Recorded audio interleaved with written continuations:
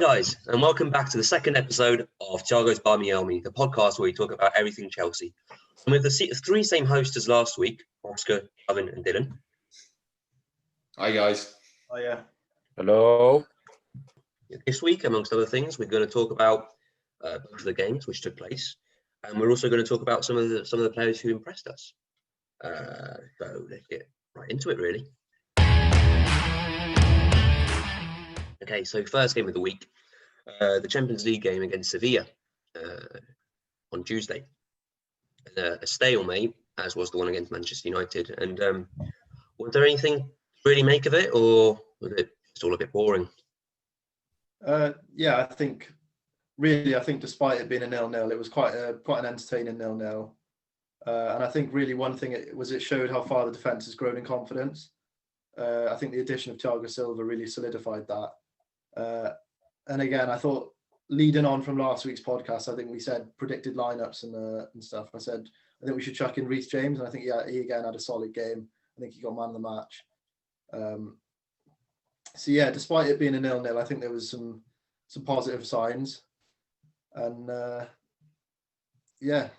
thought there were positives even though it was a 0-0. Yeah, I mean, I sort of say similar things. Like, it was 0-0. Both the matches were 0-0, but despite them being goalless draws, I thought they were kind of both interesting and had their moments, I guess. And like Oscar said, Chelsea, watching them this week and trying to take more notes and more of an interest for when we talk now. They really, really solidified defensively. I think Thiago Silva, yeah, he might be a bit older than he was a few years ago when he was, arguably the world's best centre-back, but he's still got the talent, he's still got the class, and he's very much got the leadership qualities. It's one of all those talents at Paris Saint-Germain. So he's bringing that to Chelsea now with a more inexperienced defence, and you can see that easy. You don't need to know loads about football to spot that from watching the match against Sevilla. So, his class, his experience, his leadership qualities all shone through in that match. And Sevilla are a decent team. Good, very good European history. And in the Champions League, they want to make a name for themselves, and so will Lopetegui. So a 0-0 draw, not the worst score in the world. And perhaps on another day, I mean, they could have won that match. So positives to take. Defence was a lot better. Thiago Silva really led the line, and the players around him looked a lot more comfortable, a lot more focused and structured. And I thought all round it was a pretty good display against a very good European team, really. Yeah, and Sevilla obviously are one of the strongest attacks in Europe. They're very exciting to watch. And considering Chelsea have conceded 3 goals in multiple games this season prior to the game against Sevilla, it was quite impressive that they were able to keep a clean sheet. Obviously, Edouard Mendy getting his first start in a while ahead of Kepa, and he was also quite impressive in that game. I think Chelsea played actually very well against Sevilla. I saw that Lampard made a few changes, especially including Kante, and obviously giving the heads up to Mendy, which I think was a great decision, seeing as they both played very well. I think both teams played fairly well. Sevilla had great chances, but Chelsea also had a couple of great chances. But I think what Chelsea were lacking is that thrill that we saw in last week's game with Werner and Kai Havertz, that link up. I think that was the key thing missing in that game. But other than that, I think both teams played very well. And I think Chelsea, in my opinion, played a bit better than Sevilla. And in my opinion, deserved the win. But it was a great game to watch. Of all the defence, I thought Zuma looked a little bit shaky. I know we had a good defensive display, but I thought Zuma, although he's absolutely dominant in the air, winning headers and stuff, I don't see anyone winning headers against him. But with the ball at his feet, there was a few errors, and he did look a bit clumsy. And I thought he got away with those mistakes due to Mendy making a few good saves. Obviously, I think it was a disappointing game. I'm happy with the draw, but it's disappointing without any goals. Despite it being disappointing, I do feel more comfortable watching us with the defence. But Zuma's a little bit shaky, obviously. But I think Thiago Silva in the defence.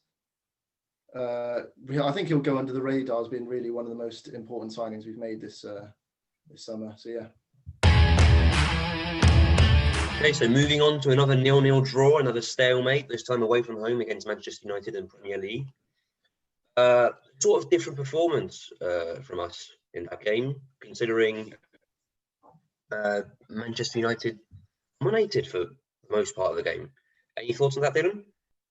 Yeah, I mean, I agree. I think whilst we'd be looking to build on what was like a pretty solid display against Sevilla, could it come out on top on a different day? Maybe Zuma, sharpen up a bit. They'd probably be looking to go into a Man United match with them. They did beat Newcastle United recently away from home, not the easiest match, and players like Maguire and a few others really sort of came back in style and sort of shrugged off abuse they've been receiving in the media really, really well. So they had a bit of an upward curve in form, but before that, their start of the season hadn't been great, despite obviously their European exploits. So we would look at this chance to probably go and get a pretty tasty victory away at Old Trafford. But yeah, I think Manchester United arguably did dominate the play a bit more than Chelsea, probably for most of the match. They look good on the counter-attack because I think that's what they are really in the main, that they're a good counter-attacking side. They've made good signings, Fernandes and Van der Beek, and now Cavani, I think, could potentially be a really important player for them because they have the speed on the wings of Rashford and Greenwood. So they're always going to be a threat to Chelsea. And because of that, they probably dominated large amounts of the play, possession and chances. But at the same time, like we said about the Sevilla game, I think Chelsea's defence again was very, very good. Thiago Silva was a pivotal part of that. And the rest of them, I think they're improving at a very quick rate. And ultimately, probably from two tough fixtures, especially with Manchester United being away from home, I think that's what manager Frank Lampard's going to be looking to take from this, really. Defensively, they've really, really solidified. Silva's looking really important, but also that Edouard Mendy, like you guys have mentioned before, has been, I don't know, he looks so much more assured than Kepa did in goal for Chelsea. Obviously, I think with Kepa, they bought potential to spend a huge amount of money on him, but Mendy less so. I think Cech was bought from Rennes, and he had a bit of a part to play in the recruitment process. So bringing Mendy in, he knew his qualities, as probably did Lampard, I assume. And he's looking a lot more assured. The confidence is then coming from him into the back line. And you can see that from, watching both the European match against Sevilla and the match against Man United. Whilst going forward, Chelsea weren't amazing or at their usual best. Perhaps Lampard could have tried different plays in different positions and it could have worked out a bit better. I'm sure it will for the next match. Defensively, a lot better. And I think Thiago Silva and Edouard Mendy, and arguably Reece James as well, even though going forward he's still very exciting, were huge players in that. So that's what I'd say, yeah. And also, on the point of Chelsea being defensively stronger than they have seen a few games ago, Frank changed the formation for this game. He decided to play like a 5-2 or 5, what was it? No, it's 3-4-2-1 he played. I think so, yeah. With Azpilicueta in the mix at centre-back position, and I thought he really reassured the whole defence. Thiago Silva obviously being the focal point of that defence, but Azpilicueta solidified it, and it allowed players like Reece James and Ben Chilwell, although Reece James a bit more, to go forward and to propose a lot more on the attack, which we can't really say about the rest of Chelsea's attack. I think what Dylan said. I think of the two teams, I think United were most likely to score. I think before the game, you'd look at it, seeing both teams being sort of shambolic defensively, you'd expect there to be a lot of goals. But I thought our attack was quite lacklustre. I didn't think we could really string 5 or 6 passes together in the final third, and it was quite hard to watch at times. I think we just needed someone in there that would do the killer pass kind of thing, or someone that would just dictate the play. And but I don't think we had that. I think we brought on a lot of individuals like Ziyech and I thought we didn't bring him on, but Werner was he would turn, same with Pulisic, he would turn and drive at the defence, but I don't think he had any ideas other than that.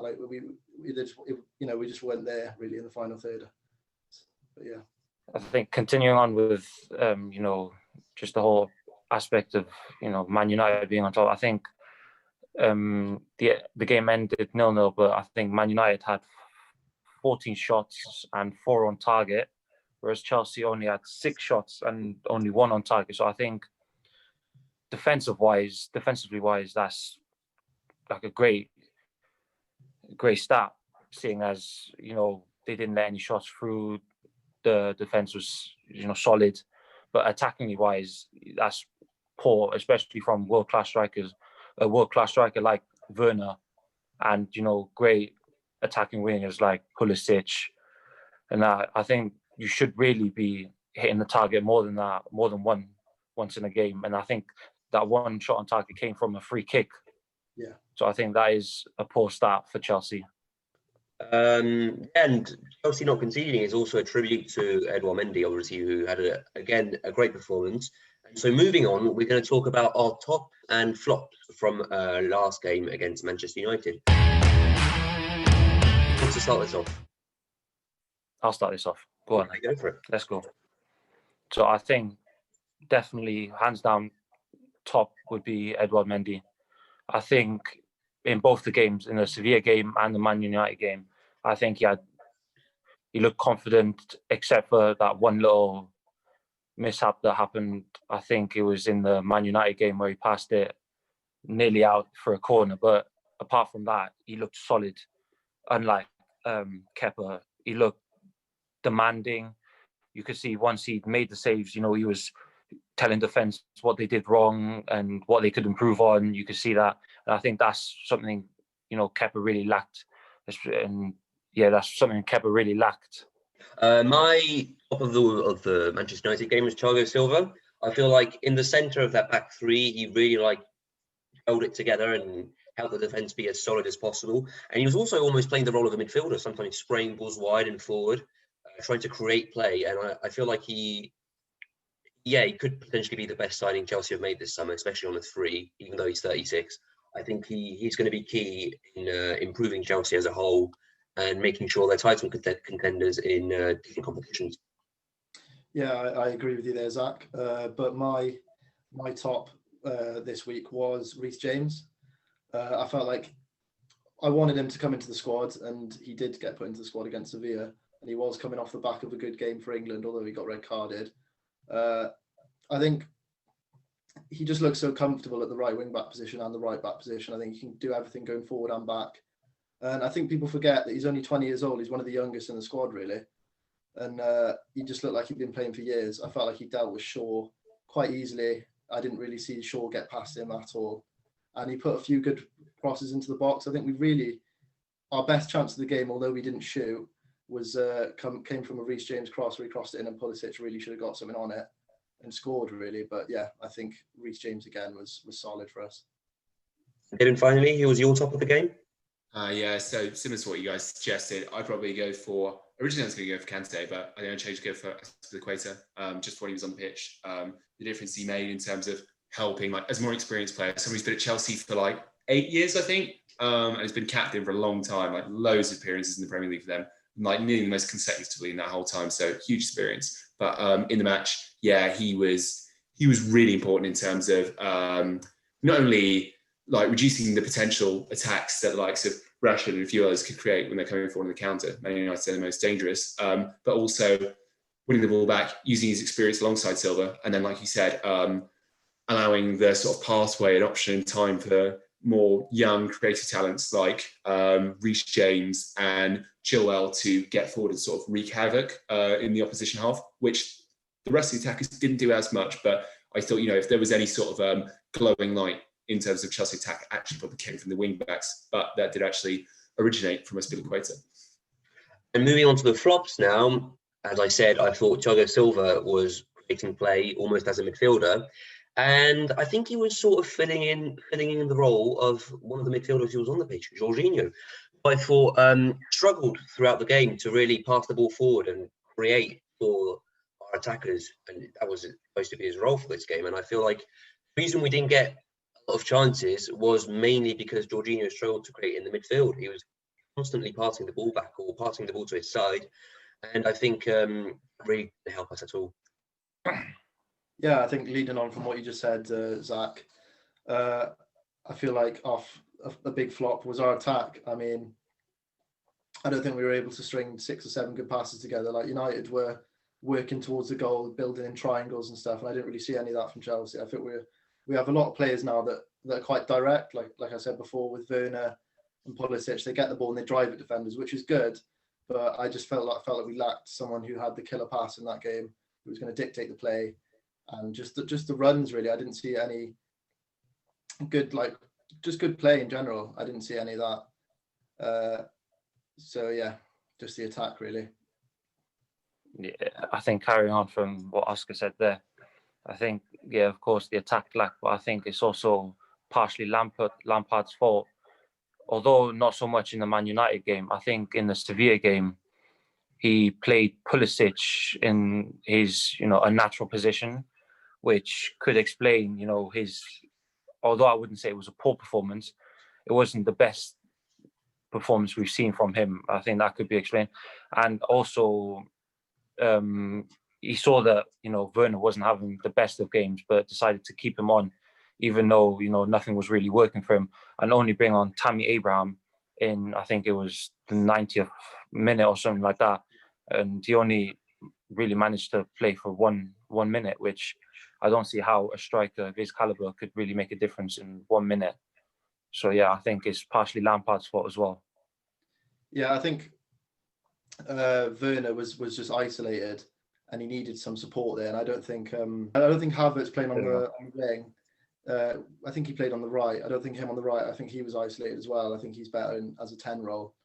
So really, although it would be hard to fit him in that role, if we're going to play a 4 in midfield, 3 defence that moves into a back 5, I think really we need to find a different role for Havertz going forward, because he didn't really offer much that game.